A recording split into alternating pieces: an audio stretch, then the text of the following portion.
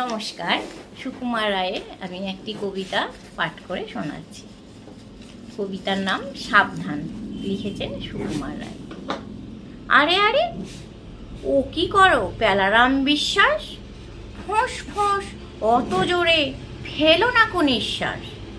জানো নাকি সে বছরও পাড়ার ভূতনাথ নিঃশ্বাস নিতে গিয়ে হয়েছিল কুপোকাত। হাঁপ ছাড় হাঁসফাঁস ওরকম হাঁ করে মুখে যদি ঢুকে বসে পোকামাছি মা করে। বিপিনের খুঁড়ো হয় বুড়ো সেই রায়, মাছি খেয়ে 5 মাস ভুগেছিল কলেরায়। তাই বলি সাবধান, করো না কো ধূপধাপ, টিপ টিপ পাই পাই চলে যাও চুপচাপ। চেও না কো আগে পিছে, যেও না কো ডাইনে, সাবধানে বাঁচো লোকে এই লেখে আইনে।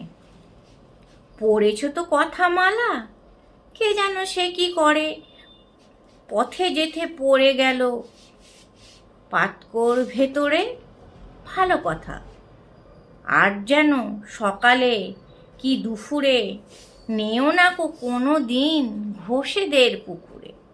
এরকম মোটা দেহে কি যে হবে কোন দিন, কথাটাকে ভেবে দেখো কি রকম সঙ্গীন। চটো কেন হয় নয় কেবা জানে স্পষ্ট, যদি কিছু হয়ে পড়ে পাবে শেষে কষ্ট।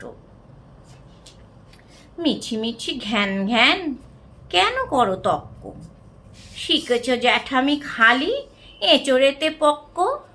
মানবে না কোনো কথা, চলাফেরা আহারে একদিন টের পাবে ঠেলা কয় কাহারে।